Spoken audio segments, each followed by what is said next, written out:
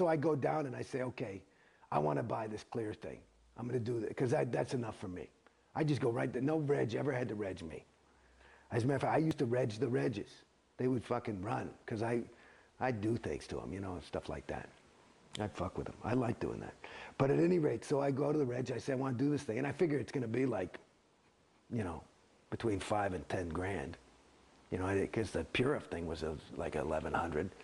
Friggin' clear thing, it's going to be more. But I figured, what the fuck? I had a couple of bucks saved. And I said, what?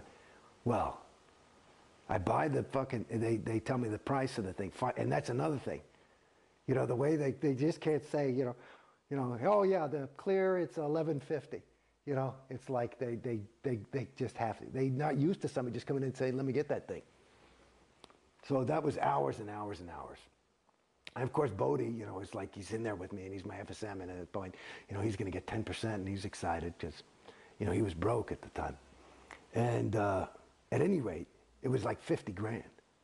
So within 3 weeks, within 3 days, and I probably had 60 grand in my name at that point. I plopped down 50. I said, let's go. That's a huge commitment. Well, and so everybody fell in love with me, and David Miscavige called me and all that. Everybody, they started, you know, he wrote me a letter and all this shit. And, you know, everybody's got all this excitement about me. And then the other thing was that part of the reason it cost 50 grand also was because they said, you know, training. I said, what's fucking training? And they said, you mean I can't do, I just thought you sat there, you held those cans. I'd done it in the interview, it sounded easy.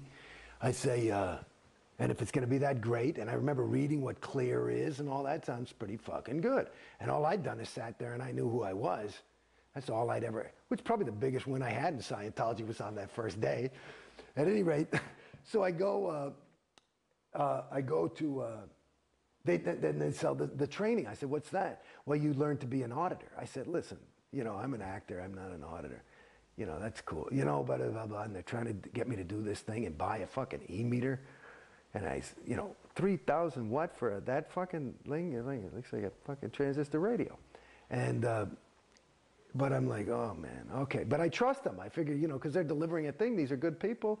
You know what I mean? And I'm also looking at these people, and it's these decent people. They're decent, and I'm trusting. So, and they are. And so they sell me the training. They tell me, finally, the only reason I bought the training, they said it's half the wins. Oh, so you, in order to get the wins of the auditing and really going clear, you have to be trained. I said, well, then give me the training package. So I bought a class 5 training package because they said you had to be trained as trained as you're clear. And I said, what's a clear guy? So a class 5. Now, you should know that a lot of people fall for this sales thing. And there is probably, I would guess, my guess is conservatively is there is probably $500 million, is my guess off the top of my head, of unused training that has been bought. People buy it, but they can't confront it. They can't face it without flinching. Okay? Me, I'm a class 5 auditor. I fucking did it. I liked it. I thought it was cool. I actually got a lot of wins out of that shit. So that was part of another reason why people liked me, because I was actually doing it. I didn't mind going on. I would quit. I'd say, I don't want to go on that audition. I'm going on course. You know, I was here to go clear. I figured I can do this in about 5-6 months. What the fuck? You know, let's go. And I basically did that. You know, I'd stop to do a little bit of stuff to pay the rent. But basically, I was in the org from 8 in the morning. I had my own auditor. And she just audited me all day. I got all the other PCs off her fucking line. And I just went clear. Well, I actually went through my grades. It turned out I was a past life clear. That's why I was so able. And well, explain what that concept is of past life clear. Well, what is that? Oh, dear God. Past life clear. Well, in other words, you know, I was born in 1960. Scientology was developed in 1952, but the LRH was doing Dianetics. I'm having a moment.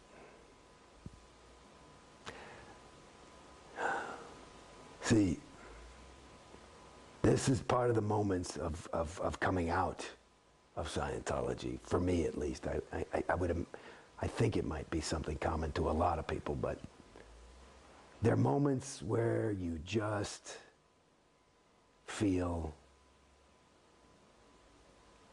a loss. And it's not a loss of, I miss Scientology by any stretch. It's a loss.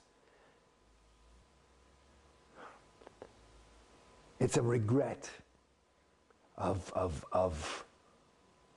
having invested so much in something that is empty. And so there are these moments, I just had one, where you just go, whew.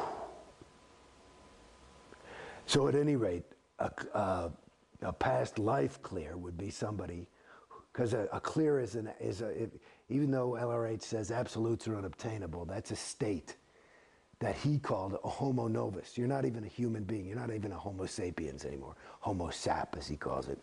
You're a homo novus, which would be new man in Latin.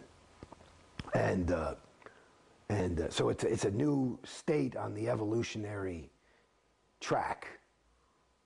So I'm more evolved than regular mortal humans